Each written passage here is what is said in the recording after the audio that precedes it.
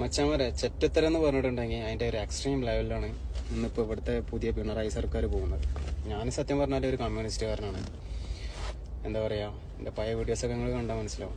പക്ഷെ ഇന്നത്തെ ഈ ഒരു കാര്യത്തെ ഞാൻ ഒരിക്കലും എനിക്ക് അംഗീകരിക്കാൻ കഴിയത്തില്ല.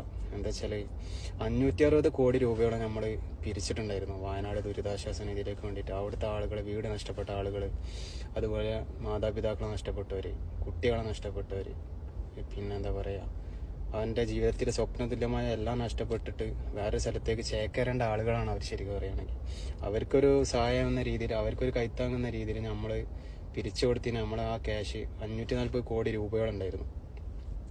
അതിൻ്റെ എന്താ പറയുക, ചെലവ് കണക്കുകളൊക്കെ ഇന്നിപ്പോൾ കുറച്ച് സർക്കാർ മീഡിയാസൊക്കെ പുറത്തു കൊണ്ടുവരുന്നുണ്ടായി. അതിലൊക്കെയുള്ള ഓരോരോ കണക്കുകൾ വെക്കുമ്പോൾ വളരെ ഞെട്ടിക്കുന്നതാണ്. നമ്മളൊക്കെ ഇവിടുത്തെ ഒരു എന്താ പറയുക, ഒരു സാധാരണ ഒരു കൂലിപ്പണിക്കാരൻ എന്നൊക്കെ പറഞ്ഞാൽ 1 കോടി റുപ്യ എന്നൊക്കെ പറഞ്ഞാൽ അതൊരു ഭീമമായ ഒരു എമൗണ്ടാണ്. അവനക്കൊന്നും ഒരിക്കലും 1 കോടി റുപ്യ ഒന്നും ഉണ്ടാക്കാൻ കഴിയില്ല അവൻ്റെ ജീവിതത്തിലൊന്നും.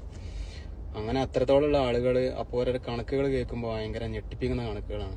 എന്താ പറയുക, ഒരു മൃതദേഹം എന്താ പറയുക സംസ്കരിക്കുന്നതിന് 75,000 രൂപ, അങ്ങനെ ആ ചെലവിൽ 2 കോടിക്ക് മുകളിൽ. പിന്നെന്താ പറയുക, അവിടെ ഉണ്ടായിരുന്ന ജനറേറ്റർ വർക്ക് ചെയ്തതിന് 7 കോടി രൂപ, അവർക്ക് വേണ്ട കൊട, ടോർച്ച്, റെയിൻകോട്ട് വാങ്ങിയതിന് 2,98,00,000 രൂപ.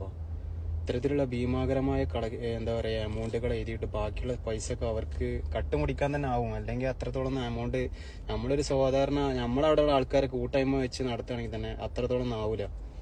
അപ്പോൾ ഈ കണക്കുകളൊക്കെ വളരെ ഞെട്ടിക്കുന്നുണ്ട്. നമ്മളൊക്കെ ഓരോരോ സഹായം ചെയ്യുമ്പോൾ നമ്മളത് അർഹതപ്പെട്ട ആൾക്കാർക്ക് കിട്ടും, അവർക്ക് അതിൻ്റെ ഇതിൻ്റെതായിട്ടുള്ള എന്തെങ്കിലും ഒരു ബെനിഫിറ്റ് കിട്ടും എന്ന രീതിയിൽ നമ്മൾ ചെയ്യുന്ന ഈ സഹായങ്ങളൊക്കെ ഉണ്ട്. ഇതൊക്കെ ഇവർ എന്താ പറയുക, എങ്ങനെ ഇതിലൊക്കെ PhD എടുത്തിരിക്കണം എന്തിനെന്നറിയോ, ഈ അഴിമതി അങ്ങനെ നടത്താന്നുള്ളത്. എന്തായാലും ഇതൊന്നും എടുത്താൽ നിങ്ങളൊന്നും ഒരു കാലത്തും ഇതുകൊണ്ടൊന്നും നിങ്ങൾ നീരൂല എന്തായാലും. അല്ലെങ്കിൽ ജനങ്ങളെ കല്ലെറിയുന്നൊരു കാലം അധികം വിദൂരമല്ല. എന്തായാലും ഓർത്താൽ നന്ന്. ഞാനിപ്പോൾ എന്താ പറയുക, ഒന്ന് പ്രതികരിക്കണം എന്ന് തോന്നി. ഞാനും വിശ്വസിക്കുന്ന ഒരു പ്രസ്ഥാനമൊക്കെ തന്നെയാണ് ഈ CPM എന്ന് പറഞ്ഞത്.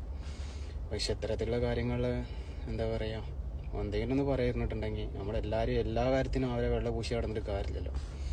പ്രതികരിക്കാതിരുന്നിട്ട് കാര്യമില്ലെന്ന് തോന്നിയിട്ട് പറഞ്ഞാണ്.